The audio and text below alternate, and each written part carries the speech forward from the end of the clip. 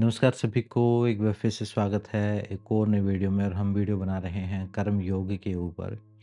और हम वीडियो बना रहे हैं कर्म योग में जो मुख्य जो बिल्डिंग ब्लॉक हैं उनके ऊपर, जो ऐसे कर्म जो हमें करने चाहिए डेली रूटीन में, जो अपने अभ्यास में भी जिन जो प्रैक्टिकल स्टेप्स हैं उनके बारे में हम बात कर रहे हैं। तो अभी तक हमने जो बात की है, पहले हमने बात की थी ध्यान की, फिर हमने बात की थी दान की, फिर हमने बात की थी त्याग की। इस प्रकार से हम करते हुए आ रहे हैं। तो अब हम जो आगे जो बात करेंगे, वो इन सब के बाद एक मुख्य जो सारे यम नियम फॉलो करने के बाद और ध्यान का अभ्यास करने के बाद एक एक तत्व निकल के आता है जिसको बोलते हैं प्रज्ञा। प्रज्ञा के बारे में आज हम बात करेंगे। प्रज्ञा क्या है? प्रज्ञा है आपकी जागृत बुद्धि। प्रज्ञा है आपका अप्लाइड ज्ञान। मतलब एक होता है प्रज्ञा को कई बार लोग सिर्फ ज्ञान समझ लेते हैं कि किसी चीज़ की समझ हो जाना, किसी चीज़ की नॉलेज होना। नॉल ज्ञान में और प्रज्ञा में बहुत अंतर है।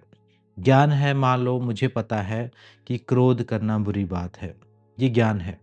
हर किसी को पता है कि ये करना बुरी बात है, ये करना पाप है, ये गलत कर्म है।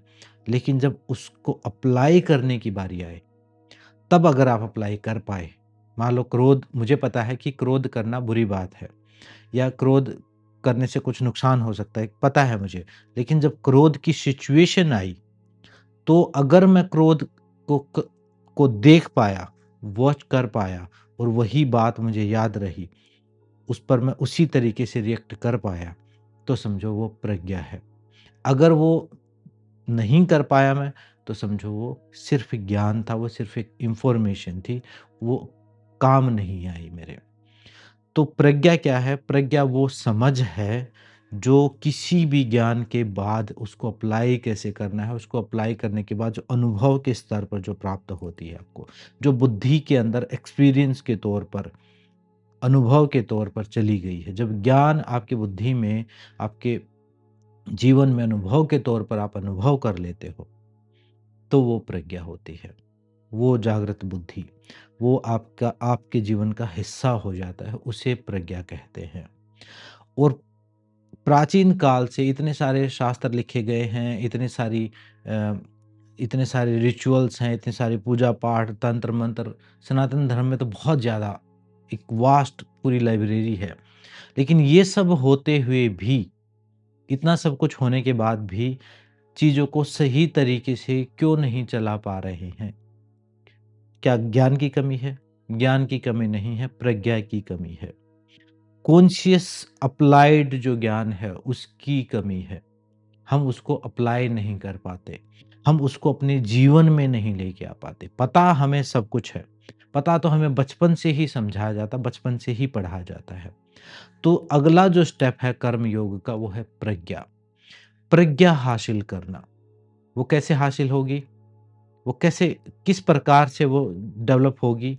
वो कोई ऐसी चीज़ नहीं कि पुस्तक पढ़ी और प्रज्ञा आप ज्ञान हो जाएगा, लेकिन जब उस ज्ञान को अप्लाई करेंगे धीरे-धीरे प्रैक्टिस से, तब जो फल रूप में प्राप्त होगी वो प्रज्ञा, वो अनुभव जनित जो ज्ञान है वो।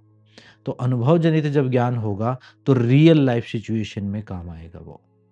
मान लो आपने यम नियम का पालन किया, आप अहिंसा, सत्य, अस्तेय, ब्रह्मचर्य ये सब का पालन कर रहे हो। लेकिन जब रियल लाइफ़ में वो सिचुएशन आती है, तो आप नहीं फ़ॉलो कर पाते, क्योंकि वो आपने प्रैक्टिस नहीं किया। आपने इन्फॉर्मेशन ली, लेकिन आपने प्रैक्टिस नहीं किया। अगर आपने प्रैक्टिस किया, अगर उसको थोड़ा-थोड़ा, थोड़ा-थोड़ा करके अभ्यास किया, तो फिर वो आपकी प्रज्ञा, आपकी बुद्धि का एक जागृत हिस्सा, आपके अंदर कुछ नए पाथवेज़, कुछ नया रिएक्ट करने का तरीका, कुछ नया देखने का तरीका आ जाएगा।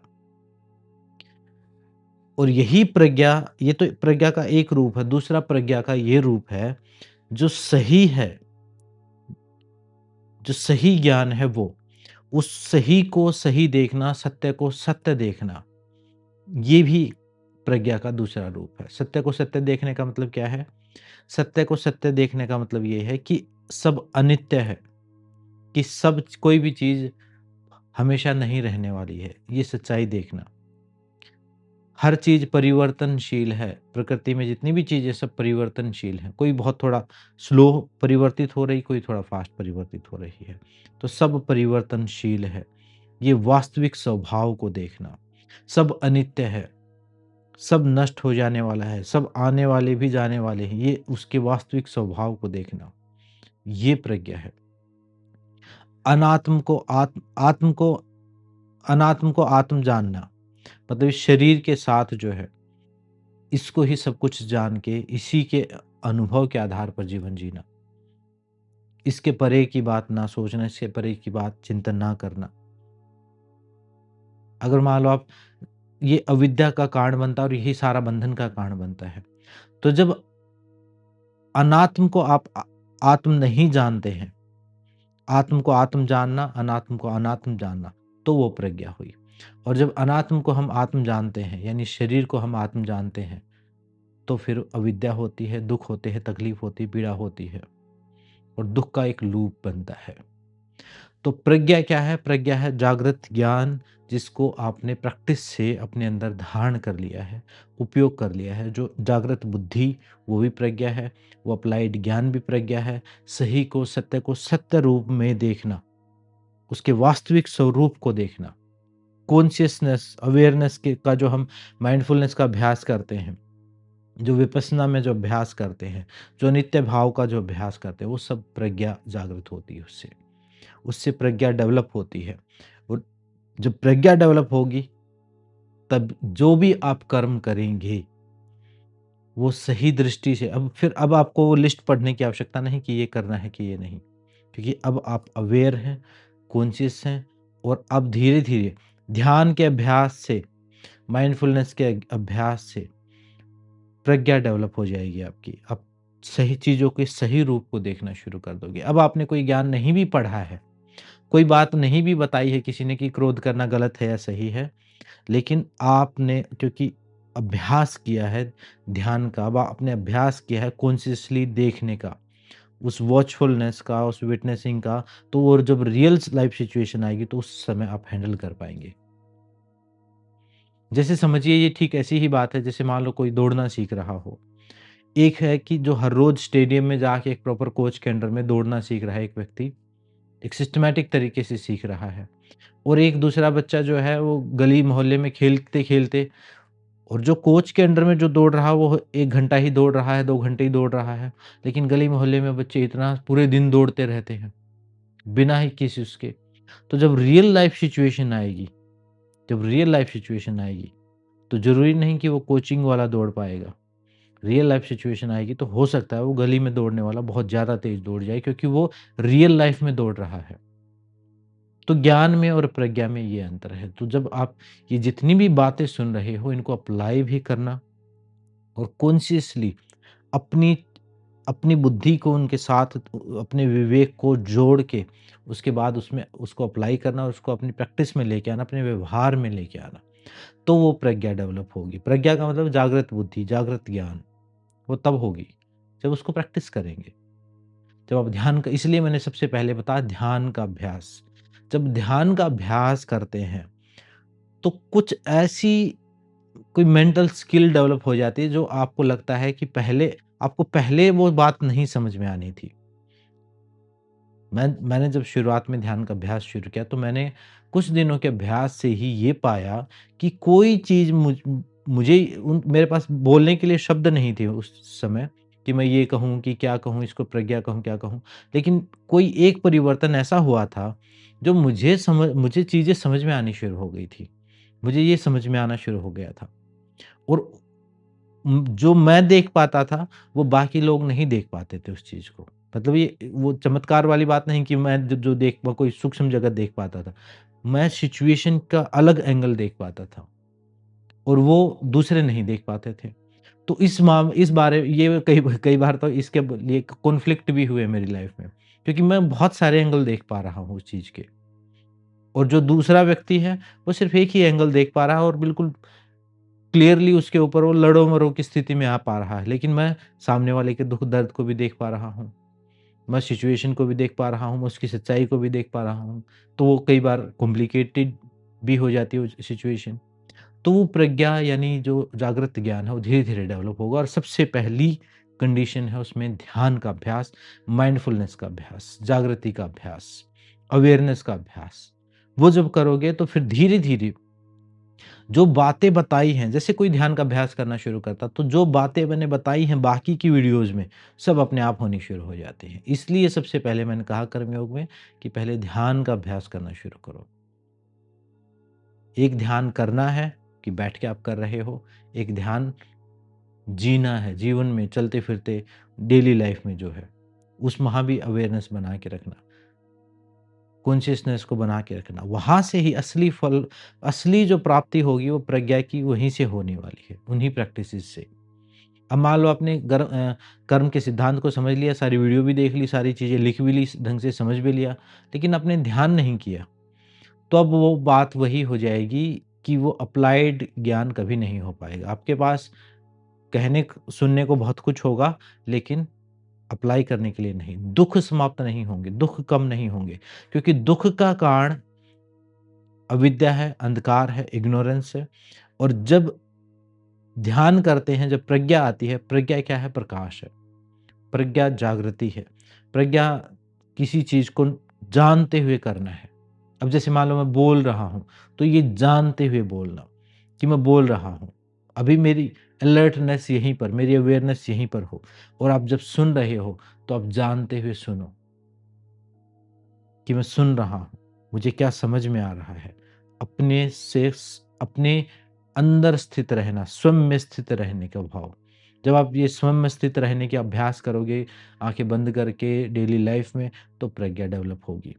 तब वो बुद्धि डेवलप होगी जो आपको अलग एंगल से सोचना और समझना सिखाएगी और वही मुक्ति का कारण बनेगी। नहीं तो सारा ज्ञान मुक्ति का कारण क्यों नहीं बन पा रहा हर किसी के जीवन में? और बहुत सारे तो ऐसे हैं कि पीढ़ी-पीढ़ी से उनके ज्ञान और गुरुकुल परंपरा और पूरी घरों में लाइब्रेरी है, तो भी वो लोग इतनी मूर्खता और ऐसे कर्म करते हुए नज़र आते हैं। कारण यही है, प्रज्ञा डेवलप नहीं की उन्होंने। उन्होंने वो ब्राह्मण बुद्धि, मतलब बाहर से तो ब्राह्मण हो गए, लेकिन बुद्धि से ब्राह्मण होना, ये जो वर्ण जो हैं, ये ऐसा समझो आप पैदा शूद्र होते हो, आपको अभ्यास के द्वारा अपनी बुद्धि को ब्राह्मण करना होता है और वो अभ्यास बार-बार, बार-बार हमने जोड़ लिया इनको बाहर की चीज़ों से। तो जब बार-बार ध्यान का अभ्यास करते हो, तो वो जागृत बुद्धि होती है। मैंने ध्यान के अभ्यास से मुझे जो बेनिफिट मिला और एक यही सेम इफ़ेक्ट मुझे गायत्री मंत्र के अभ्यास से। अब मुझे नहीं पता उसके पीछे क्या विज्ञान है, वो शब्दों का विज्ञान है कि अलग-अलग तंतुओं को कुछ जागृत करता होगा, कुछ कीवर्ड की तरह काम करता है, क्या करता है। अब बहुत सारे लोग हो सकता है वो ये सोचते हो कि ध्यान ही सब कुछ है और कुछ हो सकता है वो मंत्र ही सब कुछ है। लेकिन मैंने दोनों अभ्यास किए तो दोनों से बेनिफिट पाया। गायत्री मंत्र से भी वही अभ्यास की कोई चीज़ दिमाग में खुल रही है, कोई ऐसे केंद्र खुल रहे, कुछ ऐसी चीज़ है जो पहले समझ में नहीं आती थी लेकिन अभी आ रही है वो। तो एक ऐसी वही असल मायने में वही प्रज्ञा और वो डेवलप करनी पड़ती है, अर्न करनी पड़ती है। वैसे नहीं कि अपने आप चमत्कार से कुछ हो जाएगा। अब धीरे-धीरे अर्न करनी पड़ेगी। कॉन्शियस जो कुशल कर्म जब आप करोगे, जब कर्मों को कुशलता के साथ करोगे, जागृति के साथ करोगे, जानते हुए करोगे, अलिप्त भाव के साथ करोगे, बिना उनमें लिप्त हुए, बिना उनमें अटैच हुए, बिना उनमें मैं का भाव रखे जब आप कर्म करोगे, तो फिर फल स्वरूप आपको प्रज्ञा मिलेगी। उस प्रज्ञा को पाने के लिए ध्यान तो सबसे ज़रूरी है ही, इसके अलावा दान है, सहायता है, सेवा है, सहयोग है, वो सारी चीज़ें भी आपको करनी है। वैराग्य है, सैक्रिफाइस है। वैराग्य जो है वो एक प्रकार का डिटॉक्सिफिकेशन है आपके माइंड का। हार्मोनल डिटॉक्सिफिकेशन आप बोल सकते हो, वैराग्य, त्याग जो कल की वीडियो में मैंने बताया था।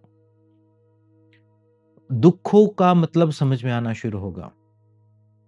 पहले समझो, मैं खुद से उदाहरण ये दे रहा हूँ क्योंकि मेरा अनुभव है तो मैं आपको दे रहा हूँ। तो ये चीज़ थोड़ा आप ये मत सोचना कि अपने बारे में ही मैं बता रहा हूँ। मेरा अनुभव है तो बता रहा हूँ। पहले जो दुःख होता था मुझे, तो वो दुःख जो है वो दुःख की तरह प्रतीत होता था। मान लो किसी ने कुछ बोला तो मुझे क्रोध आता था, ईर्ष्या होती थी, द्वेष होता था, उससे बदला लेने का मन होता था। लेकिन जब ध्यान के अभ्यास के बाद वो जो कटुता थी वो समाप्त हो गई। वो सिचुएशन आई, किसी ने बोला, अब मुझे बुरा लगा, तो अब मैं अवेयर हो गया। अब मैं अपने ऊपर जाँच रहा हूँ कि मुझे कहाँ क्या बुरा लग रहा है, क्यों बुरा लग रहा है? क्योंकि बोलने वाला तो सिर्फ़ जीभ ही हिला रहा है, कुछ आवाज़ ही निकाल रहा है, सही मायने में तो।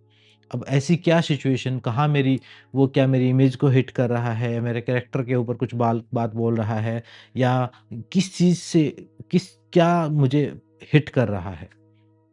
अब वो जो दुःख था, वो जो एक एक इवेंट था, जो लड़ाई-झगड़े का एक इवेंट था, या कुछ सामने वाले के अपमान का एक इवेंट था, मान लो मेरे लिए वो। पहले वो अपमान का इवेंट था, अब वो अपॉर्च्युनिटी हो गया, खुद को जानने की। तो ये जो डिफ़रेंस आया, ये प्रज्ञा से ही आया। ये समझ पैदा होने से ही आया है, और यही समझ आपके दुःख को भी नोटिफ़िकेशन बनाती है। अब जीवन में दुःख, बाद में फिर आपको दुःख दुःख की तरह नहीं लगेगा। दुःख तो हमेशा आएँगे ही, जीवन में आते ही रहेंगे, क्योंकि चीज़ें परिवर्तनशील हैं, अनित्य हैं।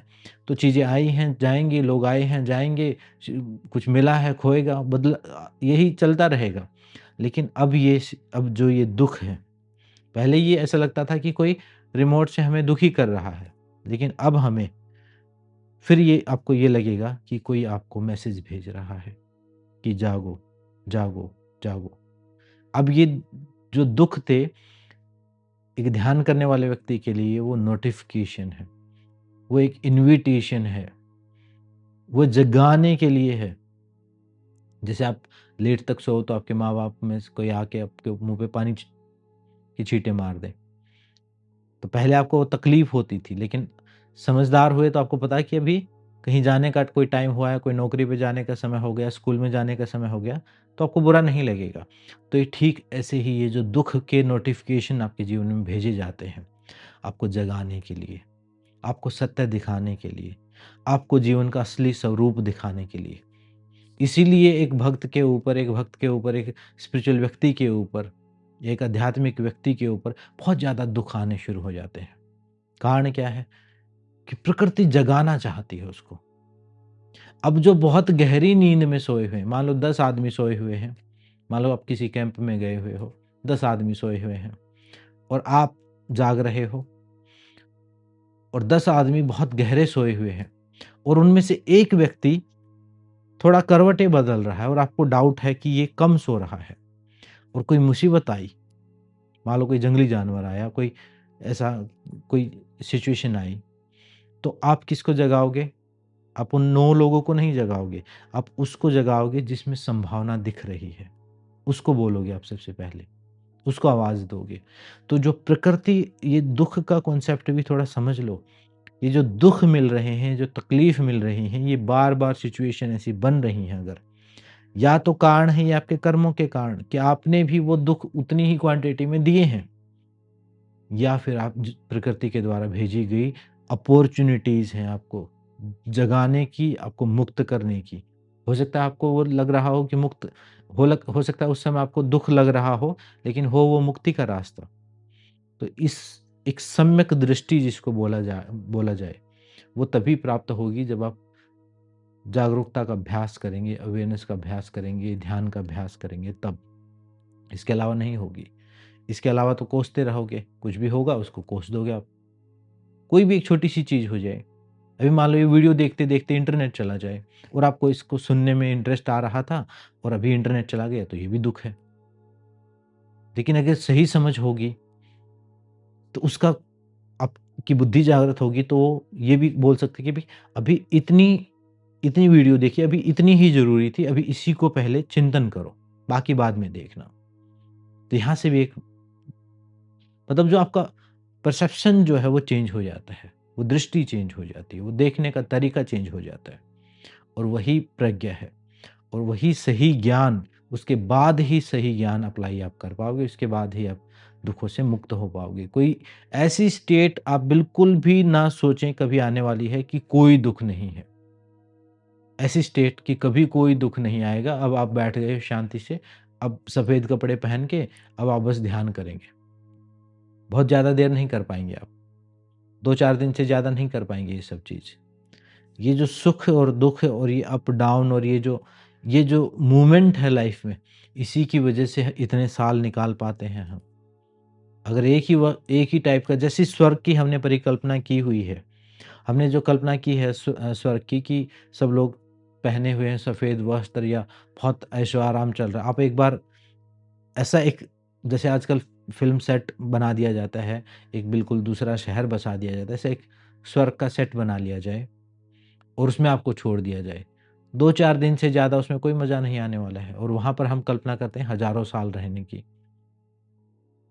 तो ये फ्लक्चुएशंस हैं, ये जो लहरें हैं, ये अप डाउन जो हैं, ये जो परिवर्तन है, ये जो आना-जाना है, ये अलग-अलग रंग हैं और जब आप ध्यान करेंगे, तो आपको सही स्वरूप दिखना शुरू हो जाएगा और फिर वो बंधन का कारण ना बन के वो अनुभव का कारण बनेगा। अब वो एक लेसन बनेगा, अब वो एक शिक्षा बनेगी, अब वो दुःख नहीं बनेगा, अब तकलीफ़ नहीं। चीज़ें आ रही हैं, जा रही हैं, सिचुएशन हो रही है, इवेंट हो रहे हैं, घटनाएँ घट रही हैं। पहला तो आपको सीक्रेट पता चल गया है कि आप किसी को दुःख नहीं देंगे तो आपको दुःख नहीं मिलेगा।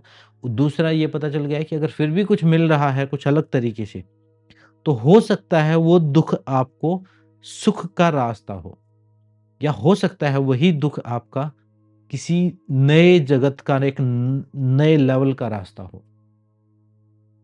तो ये एक सम्यक दृष्टि ये तभी आपको प्राप्त होगी जब आप प्रैक्टिस करेंगे, जब आप प्रैक्टिस करेंगे ध्यान की, जब आप प्रैक्टिस करेंगे कॉन्शियसली कर्म करने की, यम-नियम का को अपने जीवन में धारण करेंगे। अगर यम-नियम से आप कैसे कर कर पाएँगे? अगर मान लो आप झूठ बोल रहे हो, एक झूठ बोल के देख लीजिए और उस दिन आप अपनी वाइब्रेशन देख लीजिए। एक झूठ को छुपाने के लिए 10 झूठ बोलनी पड़ेंगी। नींद भी ठीक से नहीं आएगी, भोजन भी ठीक से नहीं कर पाओगे, जीवन क्योंकि वो एक झूठ इतना हावी हो जाएगा, एक वायरस की तरह है। एक हिंसा करके देख लीजिए, क्रोध के साथ एक दिन किसी के साथ लड़ाई करके देख लीजिए। किसी की बेइज़्ज़ती किसी से करवा के देख लो, किसी की करके देख लो, पूरा दिन खराब हो जाएगा आपका। और हो सकता है कुछ दिन भी खराब हो जाएँ लगातार, बहुत इम्पैक्टफुल हो तो। तो ये सत्य, अहिंसा, आस्ते, ब्रह्मचर्य जो अपरिग्रह है, ये इस बात ऐसे ही नहीं है। एक मेंटल कामनेस आपको देंगे, एक हल्कापन दे देंगे। यहाँ पे कोई बहुत सारी विंडो खोलने की ज़रूरत नहीं है। अब बढ़िया से काम करेगा आपका माइंड और तभी वहाँ पर एक फूल खिलेगा, वो प्रज्ञा है, वही असली जागृत बुद्धि है।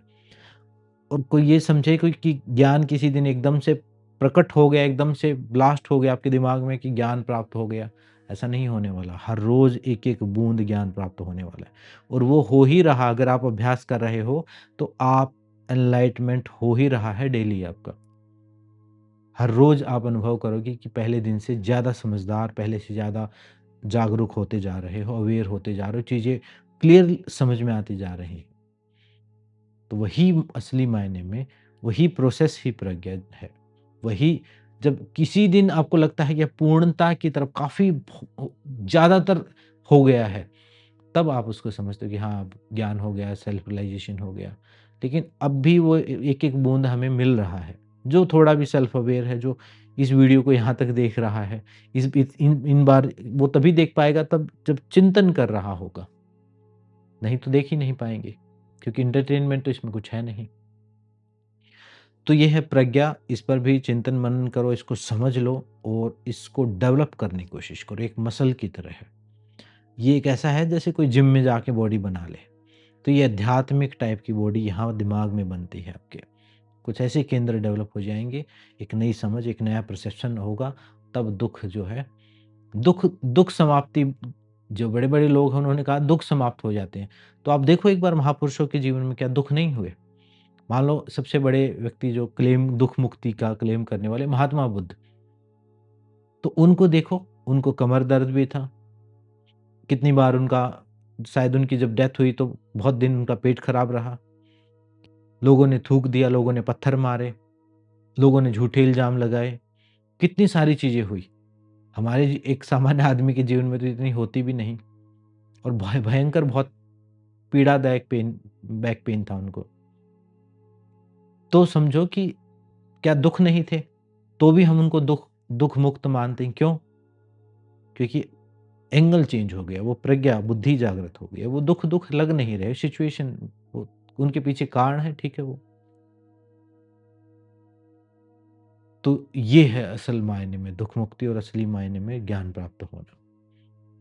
तो प्रैक्टिस और प्रैक्टिस और प्रैक्टिस यही करना पड़ेगा, इसके अलावा और कोई उपाय नहीं है। आज की इस वीडियो में इतना ही, मिलते हैं नेक्स्ट वीडियो में। सबका धन्यवाद, सबको नमस्ते।